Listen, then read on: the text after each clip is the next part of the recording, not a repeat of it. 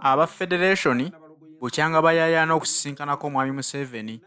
Olunaku olw'ejjo Eddy Museveni nga yakulembera Federation eno ye president waayo yeesowoddeyo n'asisinkana mwami Museveni oluvannyuma lw'okubeera nti yasuubiza abayimbi abeegattira mu Federation eyo nti bwe tunaasisinkana mwami Museveni ebyaffe bijja kuba biteredde. Eddy Museveni bulijjo avumirira nnyo bannabyabufuzi ng'agamba nti twawule music, twawule ebiyiiye byabwe ku by'obufuzi.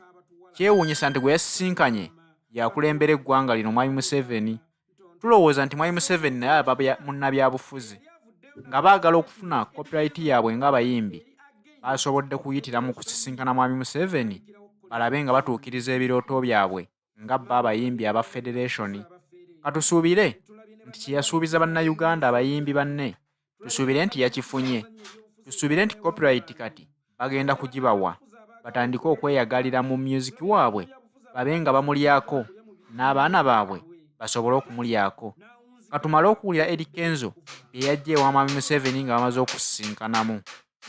Kirooto kya Eddy Kenzo okuddamu okusisinkana ku mwami Yoweri Kaguta Museveni naye alhamdulillah kituuseeko tumuyozayoza olw'okutuuka ku buwanguzi obwo. Omanyi singa eyamuliraano ezaalendusa omumwa n'oguteeka mu nnyindo ofaanana n'abalogo. Nze ku mulundi guno sigenda kufaanana balogo y'ensonga lwaki nsazeewo okuyozayoza musajja munnange olw'okugoba ekirooto kye n'akituukako. Kubanga wakati mu kugoba ekirooto kye ayina abantu baaweteddemu, ayina abantu baakubiddemu enkyungwa, ayina abantu beyeesiimuulizzaako ettoomi. Ye omuntu yenna aveeyo akole statement nga tefivalinga Federation ye olwo ng'agenda kukolima. Omanyi mukolimi mulungi. Eddy Kenzo erabika profession ye yakukolima. Ne bw'ayimba oluyimba lw'omukwano temubulamu kapaati k'abatuwalana. Kale maama batuwalana, kale maama tontololo. Kati omuntu yenna eyali avuddeyo n'akola statement Eddy Kenzo n'agirowooza nti eri against Federation ye yatandikirawo okukolima n'okkuba emimiro. Maama tulabye ne bannabyabufuzi abafere, tulabye ne bannabyabufuzi abeenoonyeza ebyabwe, tulabye ne bannabyabufuzi abazannya ebyobufuzi ebyawulayawula mu bantu, tulabye ne bannabyabufuzi abaagala okulya bokka, tulabye ne bannabyabufuzi abataagaliza bannabitone kulya mu biyiiye byabwe. Kakati n'awunzika ng'akuweteddemu n'okuvuma ng'akuvumya akabonero akalaga nti abadde determined nnyo mu kugoba ekirooto kye eky'okusisinkana Yoweri Kaguta Museveni. Era buli abadde yeekiika mu kkubo lye abadde amuyisa bubi ensonga lwaki muyozayozezza olw'okutuuka ku kirooto kye. Naye Eddy Kenzo bwe yali atandika Federation nze nagiraba gye yali eraga nti byali byanfuna. Naye nga buli lw'okyogerako baabo tebayagaliza industry era tebaagala tufune copyright tulye mu biyiiye byaffe bannanga abantu babi. Nakwata essimu nenkubira buli muntu eyali ayogedde ku Federation ya Eddy Kenzo ne mbagamba mugireke temuddamu kugyogerako. Kubanga singa tunaagikuba n'alemererwa okusisinkana Museveni oba n'alemererwa okuggusa ekyo ky'ayogerako agenda kwekwasa ffe. Nti nali ngenda kiggusa naye bano abalyoolyomi bano abataagaliza music industry era nabagamba omusajja mumuleke. Tetumuwa nsonga yakwekwasa mumuleke amala okusisinkana Museveni. Kale tulabe ebibala ebinaava mu kusisinkana Museveni era tuproving wrong nti yali tanonyeeyo sente wabula yali agenze kulwanira music industry. Eddy Kenzo omusajja wamusisinkanye kulikayo nnyo ssebo mukama waffe okutukiikirira kulikirayo ddala mukama wange ow'ekitiibwa nnyo Mr. President. Naye copyright yo wakomyewo nayo mu nsawo, wakomyewo nayo mu kaveera, wagireetedde ku pick up, wagireetedde wakubanga ebbanga lino lyonna otugamba olwanirira copyright. Ngero gatoyagala bannabyabufuzi beekiika mu kkubo lye wadde nga naye gwe wasisinkanye yabadde munnabyabufuzi. Alhamdulillah kyamukisa mulungi wasisinkanye atudde mu ntebe esooka oba eyeyita nnamba emu wa Uganda. Tusuubire nti omuyimbi kati agenda kutandika okunoga ku ssente. Tusuubire omuyimbi agenda kutandika okulya mu biyiiye bye. Tusuubire omuwandiisi okulyanga mu biwandiiko bye. Tusuubire omutontomi okulyanga ku bitontome bye. Tusuubire omusiizi okulyanga ku bisiige bye. Tusuubire nti copyright wakomyewo nayo engalo tuziwagale ez'okubala omudidi gwaffe tulongoose obusenge mwe tunaateekanga ssente zaffe oba tugule obuuma obunaatubaliranga ssente zaffe kubanga zigenda kubeera nnyingi nnyo. Olaba zikuvumisizanga buli muntu, olaba zikukyayisizza buli muntu. Kitegeeza nti copyright gy'obadde olwanirira eriko ssente nnyingi nnyo eyeetusa okukuvumya buli muntu, etusa okukukyaya buli muntu. Twetaaga kugula buuma bugenda kubala ssente kubanga wenjogerera essaawa eno n'engalo ziyinza obutamala. Tutegeke ebisenge mwe tunaakuŋŋaanyizanga omudidi gwaffe. Yes, wagamba bakulwanyisa era nze nensaba bonna abaali bakubyogerako ba Uncle Eddy Sendi, ba Kasuku, ba Jenkins Mukasa, ba Bati Badiru, bani nagenda nkubira omu ku omu ne mbagamba muleke omusajja ono kubanga tumwa kyakwekwasa. Naye njagala tumuleke agenda asisinkane Museveni tumuproving wrong nti wali weenoonyeza bibyo tolwanirira nko ku copyright. Kituukiridde olunaku olwaleero omusajja bulijjo agamba nti alwanirira copyright hagituuse ku ntikko. Ndowooza engalo kati tuwagale essente zigenda kujjanga mu bungi, zigenda kubeeranga nnyingi ng'envi z'amayanja nkangi. Naye singa music industry nebadde esobola okwogera ng'eyina eddoboozi n'aligirese n'etuula wano n'ekoleeza n'ebennyonnyolera butya bwekooye abantu abajeerimbikamu okunoonya ebyabwe, abantu beeyose n'ebafuula abalangira n'ebatuusa ne ku bantu b'obuvunaanyizibwa b'okugiseemuulizaako ettoomi b'okugikozesanga omuti kwe balina okulinnya gubatembeete abeeri babalengere babawe ssente. Buli ajja nwanirira music industry, tulwanirira music industry, bannange tulwanirira music industry, naye nga baba beenoonyeza byabwe kubanga Eddy Kenzo kati ekisooka kozi toyagala kuyita ataasoma, but that is the fact. Nange saasoma naye wakuba ndi muyivu. Eddy Kenzo ekisooka wuliriza nnyo, teekayo omwoyo. Copyright bwe bagikuwa ogenda kugituuzaawa. Nazzi kuno nga bw'ogenda okuwayira mwana munno kitaawe akubuuza omwana wange oyineewo okumusuza, ekikulu si kyakuwasa naye ekikulu oyineewo okusuza omwana wange. Kakati olunaku olwaleero nga ne National Theatre tekyali mu mikono gy'abayimbi, omuntu eyali badde asooka okulwanira bwe biba nga byakola biri genuine, omuntu eyali badde asooka okulwanira National Theatre ekomewo mu mikono gy'abannabitone omuli abayimbi, abazinyi, abasiizi, abatontomi n'abawandiisi. Wabula ye kyalabye okwerimbikamu mbunwanirira copyright. Okay, katugambe bagikuwadde olwaleero ogenda kugituuzaawa gw'atalina na maka. Muntu anaaba wa ngeri ki agule entebe naye nga tannapangisa kazigo mwagenda kuziteeka oba nga tannapulaninga wawa agenda kuziteeka. Ffe mu buvubuka bwaffe wapangisanga akazigo n'okasuula mu mufaliso gwokka, ebirala okola mpolampola n'obiteekamu kubanga kino kyekikulu. Ekyali badde ekikulu olunaku olwaleero kwali badde kusooka kununula National Theatre n'ekomawo mu mikono gy'abannabitone, then copyright ogenda okugifuna ng'eyina weetuula mu maka gaayo. Abaana bano bunwanirira copyright. Imagine omuntu n'atuuka okugamba abantu tebabaagaliza kufuna mu biyiye byabwe, abayimbi baavu, naye akugamba nti alwanirira copyright era ye tali mu kufata ssente za Museveni nga buli weekend ategeka jam session oba buli mu wiiki emirundi 3 nategeka jam session, naye nga jam session eyo nooneddwako obukadde nga 2.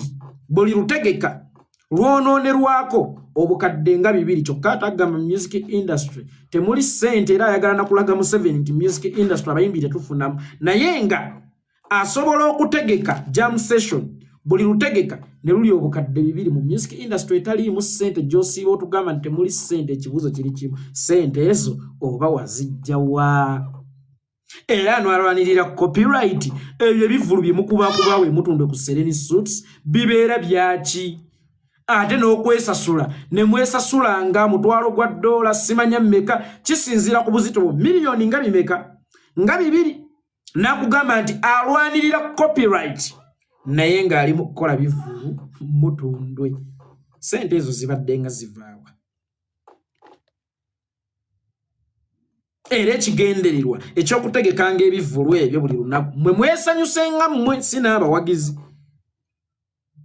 kiyamba ki mu kusaba copyright oba mu kufata copyright bano babadde nga bafata nsimbi era kyova olaba buli abadde avaayo okwogera ku kintu kyonna ku federation yaabwe wallahi abadde akubaka bazze ku mutwe abadde atwalibwa ng'omuyeekero oba omulabe ow'ekisaawe ky'okuyimba eno music industry buli muntu ayagala ajja kati n'anoga buli muntu ayagala ajja nabbamu buli muntu ajja erimbikamu anogemu kyanozeemu wuuyo buwumbi 18 kati bumaze okuluma copyright tugirinde ddi njagala nkukakase togenda kuddamu kulaba Kenzo ng'agenze kulunda byennyanja oba n'okulunda ebyennyanja it was part of copyright okugenda emutunde okuzunga wano na wano ne baliisa n'obumyo omuddo abagoba copyright bali mu kuliisa bumyo muddo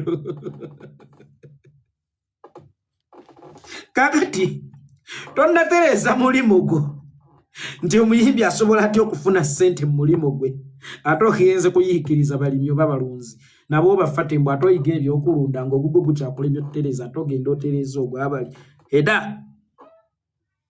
heda abo be bantu bammwe abo be bayimbi bammwe be muwagira emikebe gy'eddagala bagiridde abo baddayihadi bo kibumba kya gundi zendi kibumba kya Eddy Kenzo ndi kibumba kya David Lutalo ndi Musayi gwa Jose Chameleone eddagala lyammwe baliridde chovola banze kummwe abawoza simanya politics tumuteeke ebbali ffe tuwagira bayimbi baffe njagala okubategeeza temuyina moral authority egamba nti emulago teri ddagala eddagala eryali badde eryammwe bali wadde abayimbi bammwe sente zaali zimbye amasomero baziwadde abayimbi bammwe era mmwe neemufiira ku nguudo mu bubenje bw'emmotoka ku nguudo embi sijja kukaaba kubanga enguudo ezammwe ennungi gwe mwalitambulidde mwaziwa omuyimbi wammwe mubayita bibumba bya gundi kakati engeri gy'oli ekibumba kya gundi gwalina okukifiira kyo kisigalenga kiramu abo be bayimbi bammwe seri munnabyabufuzi kyokka nga ewabaawo omulyo mu kusinkana bannabyabufuzi abasisinkana kiryokka okusinkana munnabyabufuzi ku budde obwo nga kifevalinga ggwe naye ggwe bw'omugambako nti eno statement okola yaki ng'ewunyanga ziizi temunteeka mu bintu byammwe muzafalu nze siri munnabyabufuzi munnanga abantu nga babatatuwe ku ddoboozi siri munnabyabufuzi temunteeka mu bintu byammwe kyova olaba ne bannabyabufuzi siryesembereza muzafalu muzije mu bintu byammwe naye lwagenze ng'ekikolwa kyagenzeeko kifevalinga ye ekyokusinkana munnabyabufuzi then awo kibeera okke yasobola okumusisinkana naye nga anyway kasita Mr. President asinkanye mwami Yoweri Kaguta Museveni abayimbi abazanyi abazinyi bannakatemba abatontomi abawandiisi engalo muziwagale nnyo ez'okubala omudidi gwaffe kubanga bulijjo omusajja atugamba alwanirira copyright kati ate yatuuse eri waggulu kubanga copyright etteekawo eriri ne terinateekebwa into consideration kasita atuuse owa waggulu mu enforcement oba osanga munaafuna mu biyiiye byammwe because kyewuunyisa omuntu okulwanira copyright nga n'ekintu copyright takitegeere era takimanyi nga yali akozeeko n'oluyimba n'aluddamu olwa commanding wife olwa reggae ye n'alukuba mu kikiriddanse oh my commanding wife she wants to destroy my life anajja chikiri danse jukira ebiseera biri ebyakadanke kati alwanirira copyright ye nyini tamanyi copyright wano yatugumbula oluyimba lwa fire bongo lulamba simanyi oba yatuukirirako kuba copyright owner simanyi oba yali awaddeyo ku batezi lwa lutaaya abaana ba lutaaya ak'okulya okuva mu luyimba lwa kitaabwe yali mu kulwanirira copyright omuyimbi agattirira obugattirizi weewaawo byagattirira bitunda by the way mpeke y'omukisa emu esingattaniza amaanyi 10 sijja muzalawa ayina omukisa gwe ne bw'okola nnyo nga toyina mukisa oyinza obutafuna ayina omukisa oyo omwana naye ye agattirira obugattirizi akulaga nti alwanirira copyright azimbye kalina ebizimba alina ebintu ebinjawulo omugagga tabalibwa mu baavu bannyo era abalibwa mu bagagga abavubuka mu Uganda. Tetufuna mu biyiiye byaffe bannange tetufuna tulwanire copyright. For sure you don't know kye bayita copyright kyeki. Kenzo nali nkozeeko naawe wakampa ssente mmeka okutwala ennyumba zo ku radio buli lwe ndutwala nze nsasula. TV twalayo vidiyo eno ku Bukedde TV nompeerako ebbaasa giwe tica. Twala oluyimba luno ku radio Simba nompeerako ebbaasa gimpeera Kidoomoole. Twala oluyimba luno ku BTFM nompeerako ebbaasa gimpeere Mukunja oba Katongole omutongole. Kakati mwe mwennyini mwanaabula copyright mu nkola ya kankubire kubanga omuyimbi ye yayinanga okusasulwa radio kuba oluyimba lwe essaawa eno mmwe musasula mwe mwayonoona copyright. Abwaffe wapangisanga akazigo n'okasuula mu mufaliso gwokka. Byebyo ebyavudde mu bayimbi abeegattira mu kibiina kyabwe ewamu nga balwanirira eddembe lyabwe ng'abayimbi okusobola okuganyulwa mu biyiiye byabwe. Bw'atyo Eddy Kenzo Musuuza, pulezidenti wa Federation, yasobodde okusisinkana omukulu.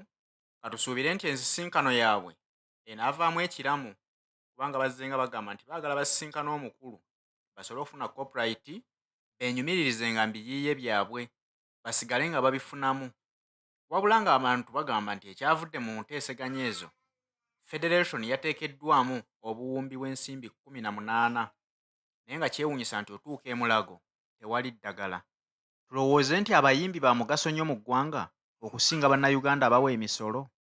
Obuwumbi 18 buteeka eddagala mu malwaliro ameka wano e Uganda bannayuganda ne basobola okubeera abalamu.